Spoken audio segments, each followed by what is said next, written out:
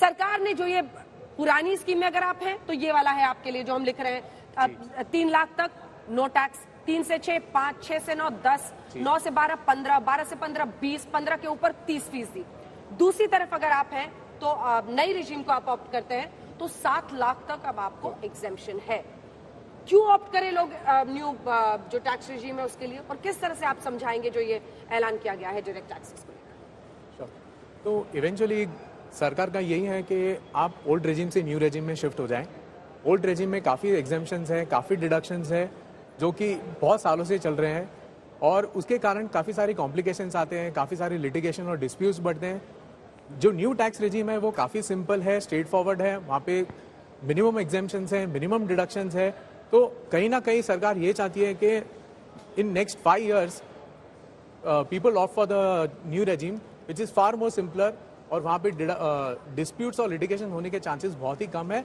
तो इसके लिए न्यू टैक्स रेजिम में जाना बहुत ही बेहतर है over a period of time. और इसके लिए अगर आप ये बजट में अगर देखें तो क्लियरली वित्त मंत्री जी ने ये कह दिया है कि न्यू टैक्स रेजिम अब डिफॉल्ट टैक्स रेजिम होगी। हाँ। और old tax regime over a period of time phase out हो जाएगी। डिफॉल्ट से उसे हटा दिया गया है, डिफॉल्ट में अब आपको न्यू रेजिम सामने new regime default tax regime हो जाएगी। बिल्कुल। मैं आपसे मिस्टर गोगिया ये पूछना चाहती हूँ कि ये जो न्यू स्कीम है उसमें इंक्रीमेंटल तरीके से आगे कितना परसेंटेज लगेगा 7 के ऊपर, क्या उस पर क्लैरिटी है आपके पास? नहीं, आई थिंक वो पहले से ही है। हाँ। ऐसा नहीं है कि वो उसमें चेंज नहीं करा गया, बस वो लिमिट 5 से 7 लाख की करी है, बाकी सारे slab rates remain the same. Exemption वाला 7 तक है। उसके ऊपर वाला अगर आपके पास हो क्लैरिटी तो आप वो जरा हमारे दर्शकों को बता दें। वो 4 स्लैब कर दिया new tax regime. New tax regime में जो है 6 की जगह अगर 4 स्लैब्स किए गए हैं तो वो भी पता करके हम अपने दर्शकों को बता दें तो ज्यादा अच्छा रहेगा। थोड़ा सा उसके लिए टाइम लेते हैं, लेकिन बड़ी खबर इस वक्त की यही है कि कर व्यवस्था को लेकर, टैक्स सिस्टम को लेकर एक बड़ा बदलाव सरकार ने किया है। और कृष्णबीर चौधरी जी वैसे तो कृषि विशेषज्ञ बनकर आए थे, लेकिन जब से ये उन्होंने सुना है तो बड़े गदगद और खुश नजर आ रहे हैं। किस तरह से देखेंगे, एक आम नागरिक की तरह किस तरह से देख रहे हैं आप इस बदलाव को? देखिए विपक्ष यही कहिएगा कि 23 अगले साल चुनाव है तो सब बम्पर कर दिया इस बार जनता की। बात चुनाव की नहीं है, बात बजट की है। और सरकार का सोच क्या है आर्थिक दृष्टि से, और किस विकास के इंजन पे देश को आगे चलाने की बात है। आज दुनिया की अर्थव्यवस्था को देखिए और भारत की अर्थव्यवस्था को उसी में मुकाबला करने के लिए आगे बढ़ाना है। इसलिए लोगों को टैक्स में छूट समय की आवश्यकता है, और उसको समझते हुए सरकार ने जो सीमा बढ़ाई है उसका सभी लोगों को फायदा मिलेगा, इसलिए आवश्यक था।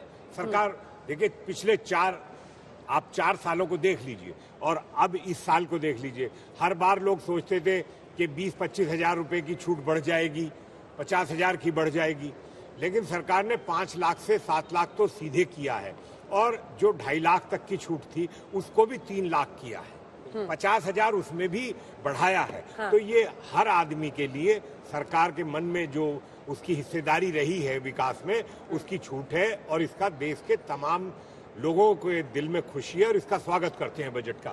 और इसमें अंजना जी एक बात और बता दूं आपको कि जिस तरीके से जैविक कृषि को बढ़ावा देने के लिए, प्राकृतिक कृषि को बढ़ावा देने के लिए, कृषि के निर्यात को बढ़ावा देने के लिए, मछली पालन के निर्यात को बढ़ावा देने के लिए, पशुपालन के लिए इसमें जो योजनाओं को सम्मिलित किया गया है, और जो क्रॉप डाइवर्सिफिकेशन के लिए अलग से सरकार ने योजना इसमें रखी है, इनका जो परिणाम देश देखेगा पौष्टिकता के हिसाब से भी, पर्यावरण की दृष्टि से भी, और मानव के स्वास्थ्य की दृष्टि से भी, 3 चीजों पर फसल के विविधीकरण।